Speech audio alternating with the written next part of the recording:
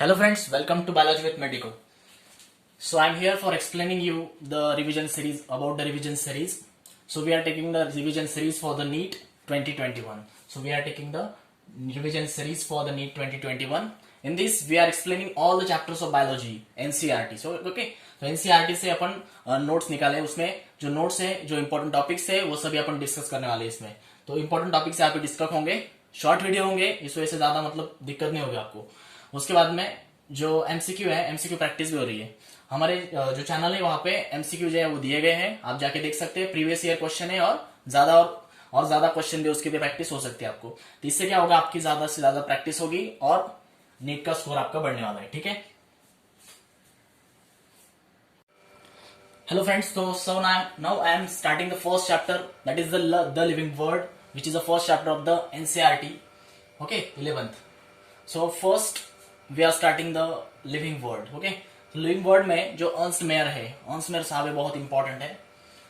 सो उन पे बहुत मतलब क्वेश्चन आता है कभी कभी. दो नीट 2016 में क्वेश्चन आया हुआ था फेज सेकंड में. ठीक है, उसके ऊपर. तो अर्न्स्ट मेयर जो है उनका जो मतलब जीवन काल है वो देखेंगे. 1904 में उनका बर्थ हुआ था और डेथ हुई थी 2004 के अंदर. मतलब कंप्लीट 100 इयर्स का जो मतलब 100 इयर्स वो जिए है. तो 1904 से लेकर 2004 तक मतलब कंप्लीट 100 इयर्स जो है उनका वो बर्थ से लेकर डेथ तक का समय है. ठीक है. बाद में उनको बोला जाता है इवोल्यूशनरी बायोलॉजिस्ट. तो इवोल्यूशनरी बायोलॉजिस्ट क्यों बोला जाता है? क्योंकि उन्होंने इवोल्यूशन पे काम किया था. ठीक है.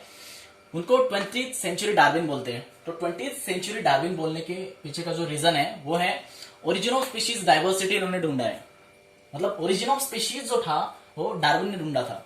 ठीक है. और उन्होंने ढूंढा है स्पीशीज डाइवर्सिटी का ओरिजिन. जो स्पीशीज की डाइवर्सिटी होती है उसका ओरिजिन जो है वो उन्होंने ढूंढा है अर्न्स्ट मेयर ने. ठीक है. इसलिए उनको 20th सेंचुरी डार्विन भी बुलाया जाता है. तो ओरिजिन ऑफ स्पीशीज डाइवर्सिटी, ये जो क्वेश्चन है वो 2016 में आया हुआ है.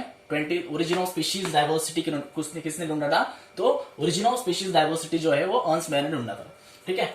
बाद में डेफिनेशन ऑफ बायोलॉजिकल स्पीशीज, जो बायोलॉजिकल स्पीशीज की रिसेंटली एक्सेप्टेड डेफिनेशन जो है वो अर्न्स्ट मेयर ने दी हुई है. ठीक है. तो recently accepted definition of biological species. बाद में इवोल्यूशनरी बायोलॉजिस्ट बोलते हैं उनको. 20th सेंचुरी डार्विन बोलते हैं. क्यों बोलते हैं? क्योंकि ओरिजिन ऑफ स्पीशीज डाइवर्सिटी इन्होंने ढूंढा है. ठीक है. बाद में triple crown of biology. Triple crown of biology मतलब बायोलॉजी में जो मतलब बहुत ही स्पेशल माने जाने वाले जो 3 प्राइजेस है वो इनको मिले. मतलब बाल्जन प्राइज, क्रैफोर्ड प्राइज और इंटरनेशनल प्राइज फॉर बायोलॉजी. ठीक है. ये 3 प्राइज इनको मिले. इसकी वजह से हम इनको बोलते हैं ट्रिपल क्राउन ऑफ बायोलॉजी. ठीक है. ये समझ में आ गया.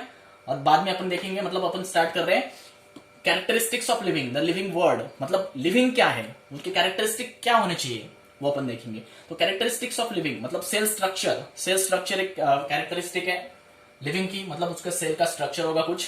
बाद में ग्रोथ, मतलब लिविंग है तो उसकी ग्रोथ होगी. ठीक है. बाद में तीसरी कैरेक्टरिस्टिक जो है वो रिप्रोडक्शन है. लिविंग जो है वो रिप्रोडक्शन शो करता है. उसके बाद में कैरेक्टरिस्टिक ऑफ लिविंग है मेटाबॉलिज्म. मतलब जो वेरियस केमिकल रिएक्शन होती है बॉडी में उसको बोलते हैं मेटाबॉलिज्म. ठीक है. तो मेटाबॉलिज्म शो करेगा लिविंग, ये कैरेक्टरिस्टिक है.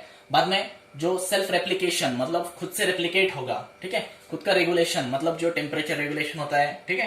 हार्मोन्स का रेगुलेशन होता है. सब कुछ जो रेगुलेशन करेगा वो खुद से करेगा. ठीक है.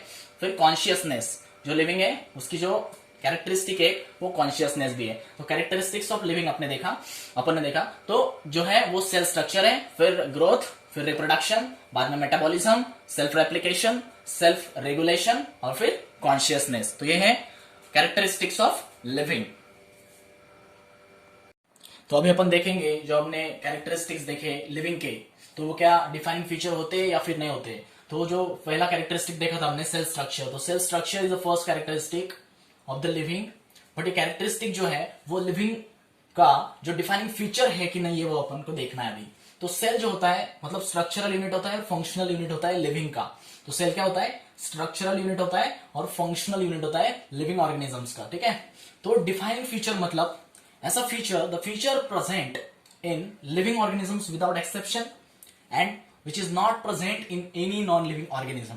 तो सेल जो होता है वो सिर्फ हर एक लिविंग ऑर्गेनिज्म में प्रेजेंट होता है विदाउट एक्सेप्शन. ऐसा कोई भी लिविंग नहीं है जिसमें सेल प्रेजेंट नहीं है. ऐसा कोई भी लिविंग नहीं होता है. हर एक लिविंग में सेल प्रेजेंट ही होता है. और ऐसा भी कोई नॉन लिविंग भी नहीं है कि जिसमें सेल प्रेजेंट होता है. ठीक है, तो किसी भी नॉन लिविंग में सेल प्रेजेंट नहीं होता है और हर एक लिविंग में प्रेजेंट होता है। इस वजह से सेल स्ट्रक्चर जो है is a defining feature of the living organism. तो cell structure is the defining feature of the living organism. Okay, तो सेल स्ट्रक्चर हो गया। बाद में देखा था हमने ग्रोथ।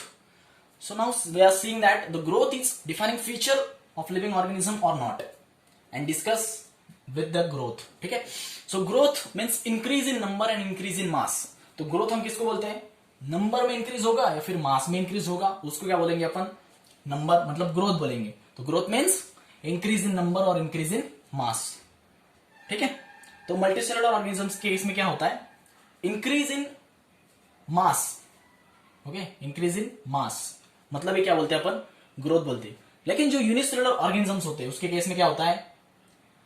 एक के दो है। यूनिसेलुलर ऑर्गेनिजम्स में रिप्रोडक्शन कैसा होता है? एक से दो सेल्स में डिवीजन होता है, मतलब एक सेल यूनिसेलुलर ऑर्गेनिज्म होता है, एक ही सेल का उसका जो टोटल बॉडी होता है वो होता है। तो उसमें ग्रोथ और रिप्रोडक्शन दोनों सिनोनिमस है। देखिए, मतलब ग्रोथ भी हुई, मास बढ़ा, एक से दो हुए मतलब दोनों का मास करेंगे तो मास बढ़ा, और इंक्रीज इन नंबर भी इंक्रीज हुआ। तो यहाँ पे ग्रोथ तो हो रही है, लेकिन ग्रोथ और रिप्रोडक्शन, यहाँ पे ग्रोथ के साथ में रिप्रोडक्शन भी हो रहा है, रिप्रोड्यूस भी करा उसने। ठीक है, तो ग्रोथ और रिप्रोडक्शन जो है वो सिनोनिमस है यूनिसेलुलर के केस में। ठीक है, पर जो मल्टीसेलुलर है उसके केस में ग्रोथ और रिप्रोडक्शन वो सिनोनिमस नहीं होते, क्योंकि मल्टीसेलुलर ऑर्गेनिजम्स में ग्रोथ अलग होती है और रिप्रोडक्शन जो होता है वो अलग होता है। इसलिए जो यूनिसेलुलर ऑर्गेनिजम्स है उसके केस में ग्रोथ और रिप्रोडक्शन जो है म्यूचुअली इंक्लूसिव इवेंट्स, मतलब सेम इवेंट्स होते हैं। मतलब ग्रोथ होना और रिप्रोडक्शन होना एक ही होता है, मतलब जब ग्रोथ होती है तभी रिप्रोडक्शन होता है यूनिसेलुलर ऑर्गेनिजम्स के केस में। ठीक है, और कंफ्यूज मत होना, एनसीईआरटी में थोड़ा अलग दिया हुआ है। एनसीईआरटी में जो है वो मल्टीसेलुलर के केस में उन्होंने बताया हुआ है कि ग्रोथ और रिप्रोडक्शन जो है वो मल्टीसेलुलर के केस में म्यूचुअली एक्सक्लूसिव इवेंट्स, ऐसा वर्ड मतलब ऐसा सेंटेंस वहां पे आया हुआ है। ठीक है, तो कंफ्यूज मत होना, यूनिसेलुलर के केस में म्यूचुअली इंक्लूसिव इवेंट्स है ग्रोथ और रिप्रोडक्शन। ठीक है, क्लियर है सब? उसके बाद में देखेंगे growth also present in non living. So non living का अगर हम नॉन लिविंग के बारे में अगर हम सोचे तो ग्रोथ जो है वो नॉन लिविंग में भी प्रेजेंट होती है। कैसे प्रेजेंट होती है? मतलब माउंटेन्स में बल्डर्स होते हैं, सैंड माउंट्स। तो माउंटेन्स मतलब पता है, बल्डर्स मतलब छोटे, जो मतलब माउंटेन्स से मतलब काफी छोटे होते हैं उसको बल्डर बोलते हैं अपन। ठीक है, और सैंड माउंट्स मतलब वो रेगिस्तान में देखा होगा, सैंड के जो बड़े बड़े माउंटेन शेप के तैयार हो जाते हैं उसको बोलते हैं सैंड माउंट्स। तो सैंड माउंट्स, माउंटेन और बल्डर, इसमें क्या होता है? एक्सट्रिंसिक ग्रोथ होती है, ग्रोथ फ्रॉम आउटसाइड, मतलब accumulation of material from outside. Outside से क्या होता है? मटेरियल का अक्यूमुलेशन होता है। हमने क्या देखा? ग्रोथ मतलब increase in number, increase in mass. यहाँ पे क्या हो रहा है? इंक्रीज मास इंक्रीज हो रहा है ना बल्डर का, मतलब अपन आउटसाइड से उसमें जो है ग्रोथ हो रही है, मतलब मटेरियल जो है वो उसमें जमा हो रहा है, मतलब सैंड माउंट से, मतलब बाहर से जो है वो ग्रोथ हो रही है। ठीक है, और इंट्रिंसिक ग्रोथ फ्रॉम इनसाइड, और इंट्रिंसिक ग्रोथ जो हो सकती है ना वो सिर्फ लिविंग में हो सकती है। इस वजह से इंट्रिंसिक ग्रोथ को अपन क्या बोलेंगे? Defining feature of living.